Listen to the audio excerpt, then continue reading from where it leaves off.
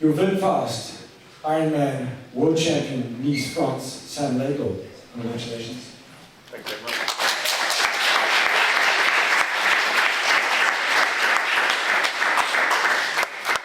We have the pleasure of chatting to the athletes now. We'll also be keeping an eye on the YouTube feed to see any of the questions that you pose. In fifth position today, Chevalier for France.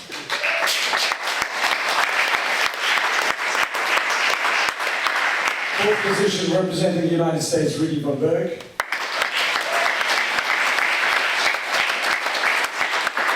Third position representing Denmark, Magnus Ditlev. Second place representing Germany, Patrick Lange.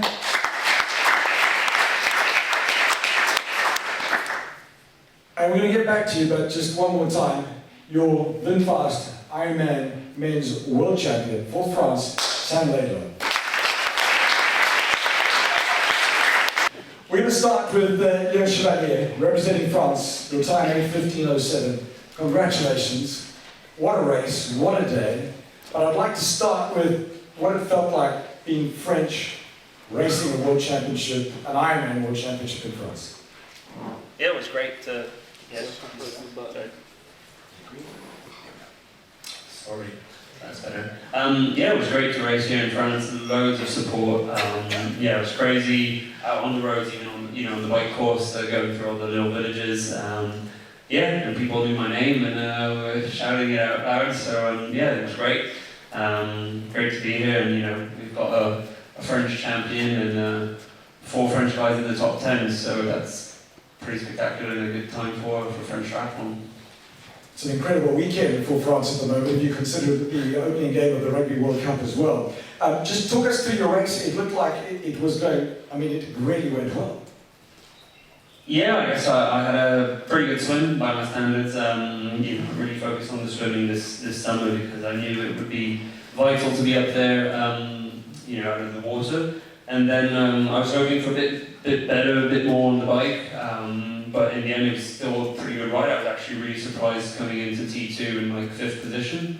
Seems to be, I did the same in Cone last year, but I didn't actually have that much of a buffer this time. I was running through transition, Patrick was coming in, I was like, oh, that is only 2 minutes, that's not enough for the marathon.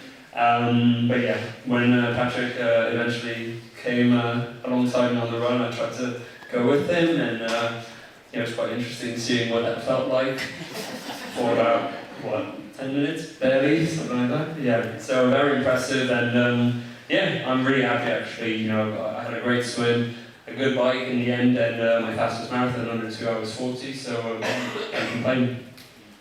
Can we attribute that fast marathon to all the support? Yeah, all the support. When I set off, it was so loud and got a bit quieter towards the airport, but still loads of support out there.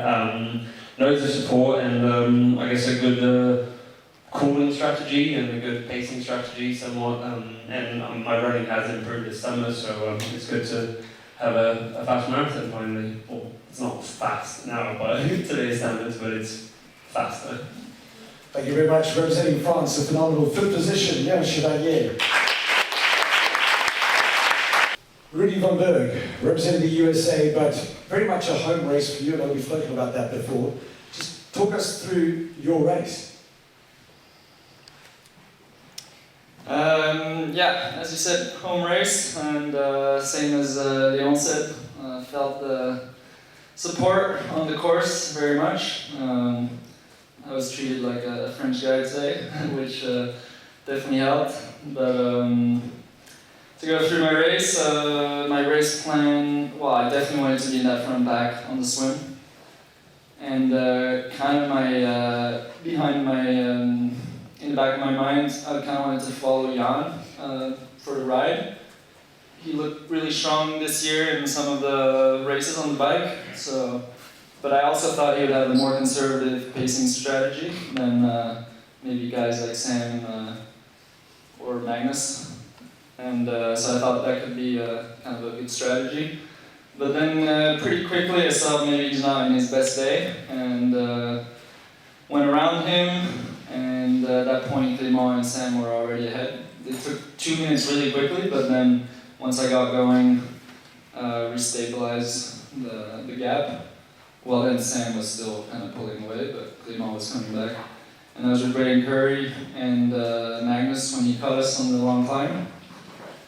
And I wasn't sure if I could hold Magnus. I didn't want to, go threshold or above threshold for on an Ironman on the climb, but I was prepared to push up to a limit. And ended up being okay, and it was great riding with Magnus. Braden dropped after a while, so it was just Magnus and me. Great to see that we caught Clément. So then I was in a podium position. Took the downhill pretty quick, got a bit of a gap on Magnus, but in T2 we were fairly close. And I knew on the run I had to do my best run to stay on the podium or stay even in the top 5, because all the guys there were quite close behind, especially Patrick and Leon. And I did my best run. Unfortunately, it wasn't enough for third, but no regrets for me. 2:41 marathon, it's my best to date, so yeah, pretty happy with it. In a way, I mean, a year ago, you won on this course, the Ironman France-Nice, but this must have felt like a very, very different race for you. Definitely, I said in the press conference before the race, I'll have to go much quicker than in that race. I mean, on the bike, for example, last year I was alone the entire way. Someone passed me, but I didn't stay with him, so I was literally alone the whole ride. So this was quite different, and in a World Championship with the caliber of these athletes, you always takes the best out of you, and you also get there in kind of a slightly better shape, so. Representing the USA, Rudy von Berg, congratulations. Third position, we move to Magnus Ditlev, representing Denmark. Already somebody online, Ronin is saying to Luca Magnus, so congratulations to you. Third place, happy? Yeah, super happy, especially with the way the race unfolded and how I managed to keep fighting towards the end. It was tough seeing Sam riding so fast, so it was super impressive and congratulations. So but as Rudy said, he basically gave an overview of the way we bike, and he kept me on the last part of the descent, and I had to, I could feel starting the run that I wasn't super fresh, so I knew it would be a struggle, and the heat also was coming to me, and I knew after 2 laps where I had to put down the pace a little bit that Patrick would probably catch me, and then it was between Rudy and I were running like 90 seconds between each other for the entire marathon, which was a grueling fight, but in the end I managed to stay on the podium, which I'm really happy and proud of. Initially, on those first 2 laps, you did start eating away at the lead of Sam. Yeah, I was running like the marathon pace I did in Roth, and I could feel it wasn't as easy as it was back then, so I knew it would be, but I also wanted to see if I could go out and maybe do some damage to Sam mentally. I'll see if he cracked when I wanted to be as close as possible, but he stayed strong the entire marathon. Again, super impressive race. Representing Denmark, a third in the VinFast Ironman World Championship. I mean, that's pretty special. It's a fairly small country. Yeah, it was, we were a lot of things racing today actually, and we have a super good culture of triathlon in Denmark. It's really starting to grow, and we have a lot of young athletes also coming up, so I think the future is also looking bright, and I'm super happy. And happy you should be. Just a quick question for you, because you're always very quiet and gently spoken, but one of the questions we got on socials, which I'd actually like to ask you, is how are you going to celebrate tonight? I think I have a lot of people that was out on the course today that I know coming from Denmark where I live, and I think we will invite them all to dinner together, so I think that would be appropriate. One more question. Julia Schreiner says, do you think you could have become world champion if it was a flatter bike course? I think it was really a big uncertainty how the bike course would play to my strength or not, and I think in the end probably I'm probably a little bit too heavy for this bike course. I Obviously, I did a fast time, but I really had to expend a lot of energy, and that's probably what I could feel also on the marathon. So I think maybe on a more flat course, it should suit me a little bit better. But then you have the group dynamics and stuff like that, so that kind of plays in the other end. Thank you very much. Representing Denmark, third position, Magnus Ditlev. Patrick, I've been told, because this room is full of the experts, including the gentleman you went to apologise to when you came third in Kona and you set broke the run course record. Your 2:32.41 marathon, I'm told, is the fastest World Championship run ever.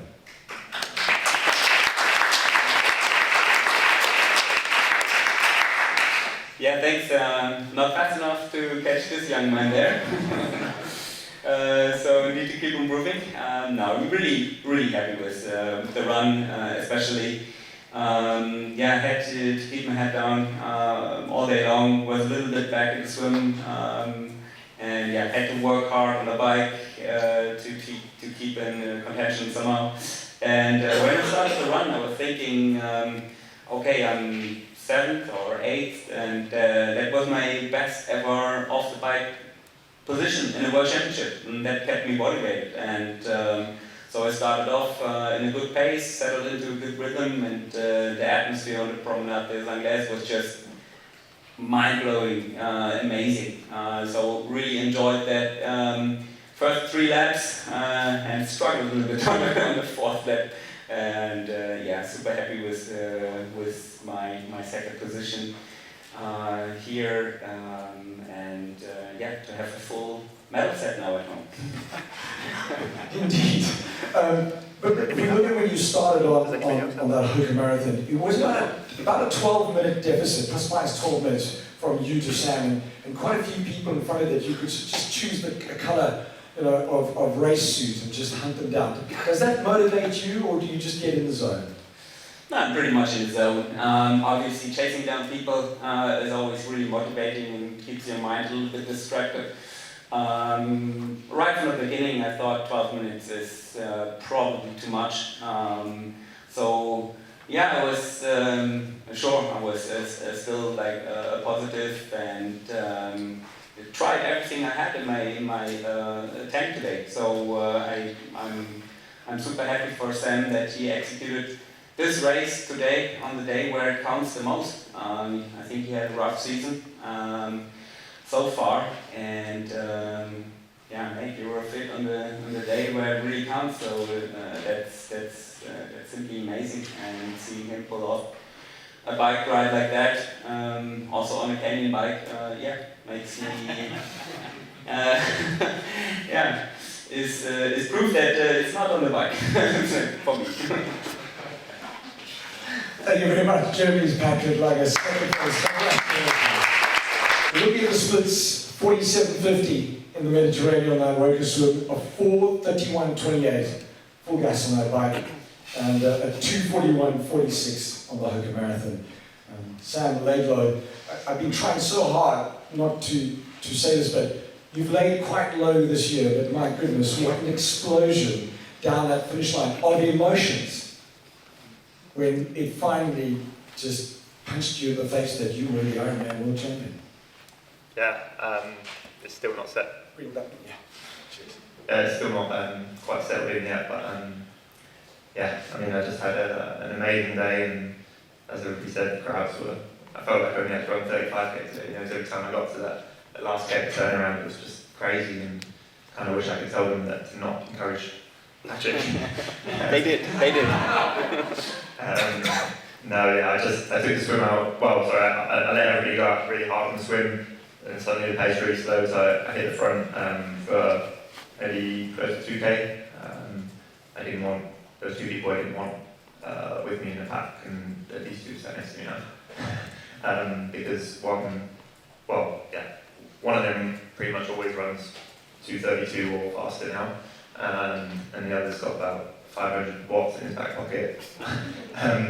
Yeah, no, I think the rocky season I've had kind of, in a way, everything led to this. I made some mistakes in Lanzarote, and I was really happy, although I wasn't fit going into Roth, I was really happy to have ridden with Magnus and to witness that performance, because I think we set the bar so high, or Magnus definitely set the bar. Like, I don't think people realise quite how insane it was. I mean, I don't know, Patrick rode really strong, right? He put minutes into everybody else, and yet we were still like 12 minutes up the road, and yeah, it just really opened my eyes to what was the pinnacle of the sport.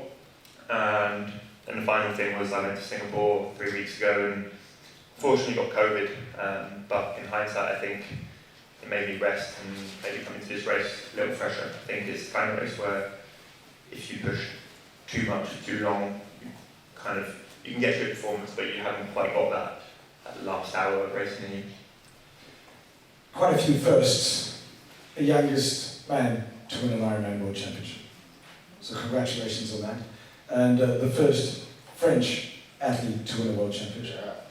And your first Ironman win is to become Ironman World Champion. That's how it's done. It's funny because it's all the stuff we kind of joked about with my family. We always say that my first win would be World Champs, and it was also my dream to be the youngest ever World Champion. I kind of felt like it was slipping away, you know, and I said in the press conference before the race that whatever happens, it's just part of the journey, you know, and I was pretty sure that I could win it one day. I just whether it happened today or not. Yeah, but for sure, I'm super grateful to have had this opportunity here in Nice. I think it's great for French sport. I mean, historically we haven't done so well in iron distance, and this is a new era, and I hope it really motivates the generation to come and go straight to long course. Basically, I don't think, yeah. I mean, now the short course guys can't compete with us here. Joshua Hunt says, Sam Laidlow, what helps you most when it gets very difficult out there during the race? Today was definitely the crowds, and 12-minute lead on Patrick helps. But no, to be honest, like right until towards the end, like everybody thought I'd won, and like in my head, I still thought, oh, I can just start running 3:20 and that's it, I'm gone, you know. So honestly, right into 500 meters, I didn't know if I'd won or not, you know. I was still really pushing and really suffering, because I mean that's the beauty of the sport. It's the beauty of the sport. Anything can happen. You know, we cramped 500 meters to go, or I saw this post from Challenge Out here or something, where the guy struggling to get through this guy too. And I was worried about that during the race, yeah. So yeah, anything can happen. I'm worried about that. Yeah. Another question that came on the socials for you. Will you be adding any new ink and M dot perhaps? Yeah, I think so. There was this comment that I saw, I think it was in Singapore, somebody saying that I'm a 1K wonder. They just came second in Kona and haven't done anything since, so I might just get tattooed 1K wonder for the Have you yet managed to absorb the incredible crowds up and down the run and the promenade, and the insanity on that finish line when you came down flying the French flag? Yeah, as I said, it was crazy. That last finish, like literally my eardrums were so sore. Yeah, I mean, it carried me, gave me wings today. That is your VinFast Ironman World Champion, Sam Laidlow. Congratulations. What an incredible day.